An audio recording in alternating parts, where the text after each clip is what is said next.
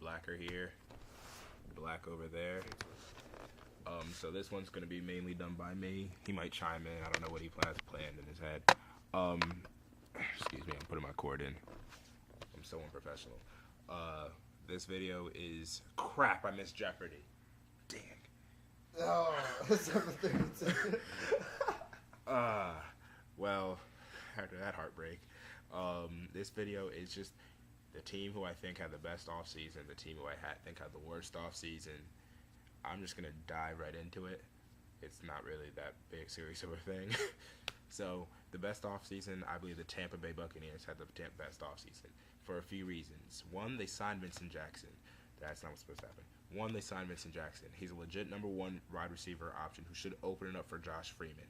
By opening it up for Josh Freeman, Mike Williams is going to be allowed to grow. Aurelius Ben's going to be allowed to grow. I believe they signed Dallas Clark. Can you verify that? I think they did, actually. I believe they signed Dallas Clark. Yeah, they also signed Dallas Clark. These are options that are options. These are weapons that are going to help Josh Freeman grow and become the top 10 quarterback I believe he can be. I vouched for him last year, and he just disappointed me. Hopefully, I see more out of him this year. They also signed Carl Nix, one of the best guards in football. I mean, if you've seen he's the former New Orleans Saints. If you ever watched the Saints play, Drew Brees never had any issue with pressure coming to him. Pierre Thomas, Reggie Bush, Chris Ivory, they had lanes to run in because of this man, Carl Nix. They also signed Eric Wright. Tampa Bay. I forgot he signed with the Saints. You mean Bucks? I meant Bucks. Yeah. They also have Eric Wright, the cornerback they signed from, I believe he was at Detroit, and then he was on Cleveland, signed with Detroit, and now he's with Tampa. He should be able to alleviate their cornerback issues. Rondé's not getting any older, or younger, sorry. He's getting older. He's actually old as fart. Rondé's old. Aqib Talib is a thug, frankly. Who knows if he's even going to be in a citizen. Who knows if he's going to be a citizen very soon. He might be arrested. Eric Wright is a temporary alleviation to their cornerback lead issues. He's had his issues as a cornerback, but he still is arguably a top 20 quarterback in this league. Eric Wright was a very good pickup for the Buccaneers. And then their draft is what also impressed me. They drafted Doug Martin, the running back out of Boise State. He was my second favorite running back out of the draft behind Trent Richardson. He's going to be a good tandem back with LeGarrette Blount, and I believe he can take over the feature role. Martin provides that's funny. Martin provides a versatile weapon out of the backfield. He can catch, he can run. He has a great balance, a really low center of gravity. Reminds me a little bit of Ray Rice.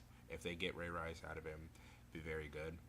They also signed drafted Levante David, the linebacker out of Nebraska. I believe they got him in like the 4th round, and this was a person who was talked about as possibly being one of the best inside linebacker prospects in the draft. With Barrett Ruud leaving the year before, and Barrett Ruud wasn't even that great of a linebacker to start with. Tampa Bay Levante David should be able to step up and help Tampa Bay. Why am I talking so slow? I don't know. Now, we also have Mark Barron. Mark Barron was picked at number 7, if I'm correct. Mark Barron was picked number 7 by the Buccaneers. And it was a pick that I wasn't a fan of, but I've seen articles about Mark Barron's. I've seen articles about. You say overrated. I agree he's overrated too. But I've seen articles about Mark Barron saying that he's taken a leadership role and he's actually showing up in these mini camps in the off season. If this is what they're saying is true, Mark Barron could be huge for the Buccaneers, being a strong safety presence. Yeah, most of the Buccaneers secondary is pretty young anyway. So yeah, they have a young secondary. They're a young team who has high potential, and this offseason can definitely help that. The Buccaneers had the best offseason.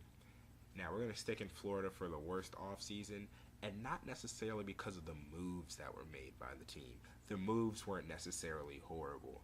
It's the things that are outside circumstances. And that team is the Jacksonville Jaguars. The Jacksonville Jaguars currently have to deal with Maurice Jones-Drew holding out. Now, if he's going to sign, you would like to believe that he's going to sign. But in case he doesn't, they literally have no offense now. Blaine Gabbert is a poor excuse for NFL quarterback. I usually give a person a break after a year, but Blaine Gabbert's just horrible. I will say that to his face. I will fight Blaine Gabbert. I'm calling you out right now, Blaine Gabbert. Maybe this will get us more viewers. Yeah. Blaine Gabbert, yeah. I'm calling you to a fight right now. He's going to destroy me. He's gonna pick you up. But you're a horrible NFL quarterback, Blaine Gabbert. But Maurice Jones-Drew holdout. They have to sign him. They're going to sign him, but this could be a big distraction for a team that really can't afford any distractions. They thought they signed their number one receiver for the future or drafted. I keep saying sign. Drafted their one receiver for the future in Justin Blackman, and they very well could have. Justin Blackman goes and gets a DUI, .24, so he was pretty intoxicated as well. Justin Blackman, smarter decisions. This is not a good look for you or the Jacksonville Jaguars organization as a whole, who's even considering being moved from Jacksonville and going to Los Angeles or going to Toronto, which is actually the Bills, but I've heard rumors Jacksonville's going to Toronto. But Jacksonville is also a legitimate chance to go to Los Angeles. So, Jacksonville, stay in Buffalo. I don't want the Patriots traveling all the way to LA to face them. No, not the Bills. The Jags would be going to LA. There's no market in Jacksonville. Maybe all these offseason issues will bring more interest to the fans. I don't know. But DUI for Blackman is not a good look for him. They didn't draft a cornerback until the 5th round with a need for cornerback. Once again, they signed Eric Wright, but that's only one corner. Rondé's getting older. You think they would get one that they could groom. Who did they draft? I don't even know who they drafted. I didn't write it down. Sorry. But they waited till the 5th round to draft the cornerback. You don't draft a cornerback in the 5th round and he necessarily become a stud in this league. So they had their workout cut out. And third, they drafted a punter, Brian Angerer, in the 3rd round. What? I've never heard anybody draft a punter in the 3rd round. Sebastian Janikowski was drafted in the 1st round, but he's a kicker and he at least gets you points. I mean, I guess they're going to be punting a lot these next couple seasons, so they might as well have got a good punter. But drafting a punter in the 3rd round, Jacksonville, is not the look. And you also, I don't have this written down, but you guys also made a move. I think it's one of the most overrated moves all of the year. You signed Laurent Robinson to a deal. I don't think he's going to do anything for you guys. He was inflated in Dallas due to having Miles Austin and having Dez Bryant and people keying in on them. Laurent Robinson had a great season in Dallas. I don't think he can duplicate it. I'm expecting maybe 700 yards and 4 touchdowns out of him. Now for Jacksonville, he might as well be like Jesus Christ with that number, with those numbers. But those are what I think are the best and worst off seasons.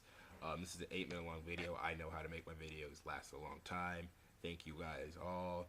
We'll be back in around August-ish with probably our fantasy stuff that you guys can actually rip us to pieces for.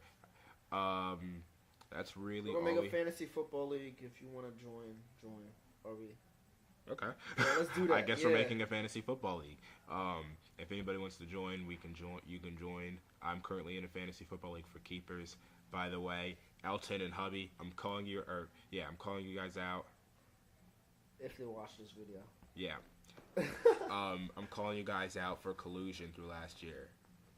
Ray, Hubby, I'm calling you guys out. And Papa Joe, I'm calling you out for letting it happen under your nose. I'm not happy. When your days have come and gone, and the last one's like the next, and you feel trapped inside a world where they